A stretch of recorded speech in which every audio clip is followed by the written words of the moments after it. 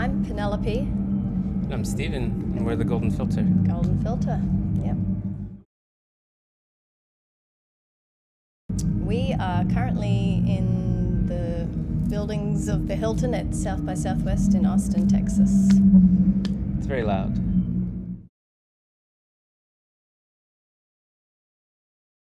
Basically, we released a song on a blog, 2 blogs we sent it to.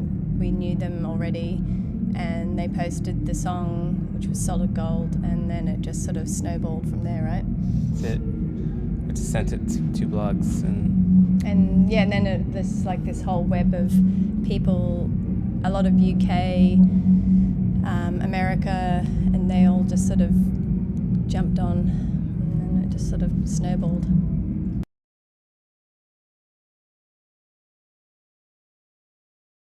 If this was our situation was 50 years ago, like so many other artists, you would be sort of left scrambling with an old system of like getting signed to a label, hoping that an A&R executive comes to a show randomly or hears about you. And now it's much more accessible generally to everyone, from A&R to 13-year-olds. Pretty much makes labels a lot less important.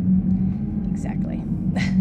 Which is a good thing for us. Yeah, I mean, the music is being kind of put back into the hands of people, the artists themselves. You can take a little bit more control in a good way.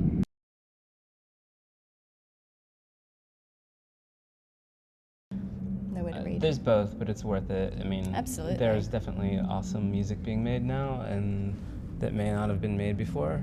And I think even if there's a lot of watered down music at the same time, it's worth hearing the good that comes out every once in a while out of it.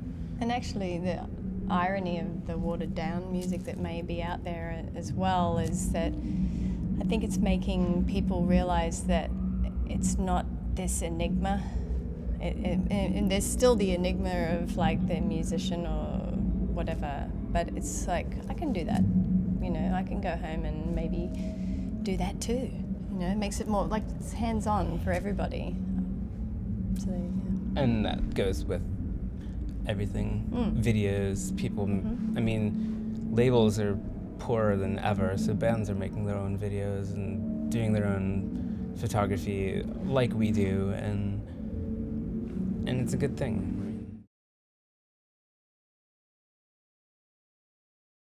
I think we quite do not want to demystify anything, would rather keep it completely surreal and mystified, and it's just so much more interesting as if you're making a movie and you want it to look like your movie and you want to be completely immersed in it. You don't want to see the cameras shooting that movie. You don't want to have it demystified. Why would you?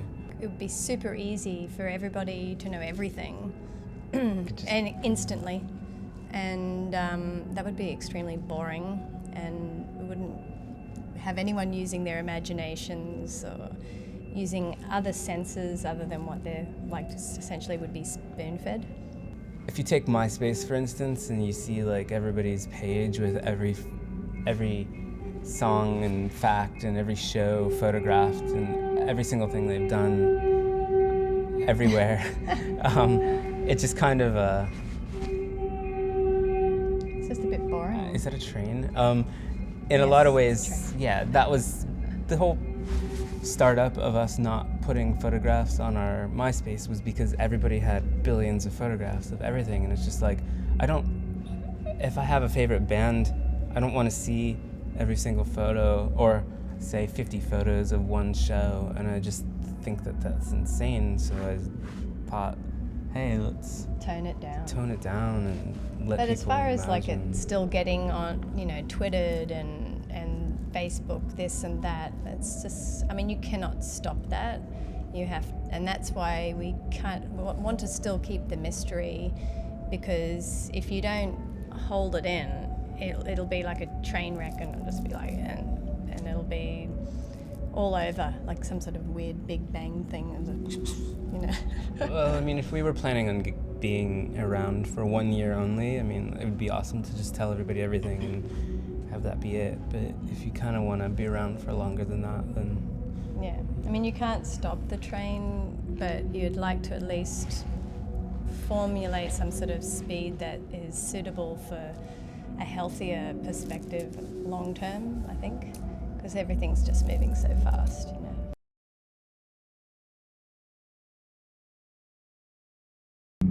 I would like to imagine that, you know, say 10 years from now, we'll see this period of time as the shift, the crossover. it depends, because it's like there's going to be some other technology that overtakes.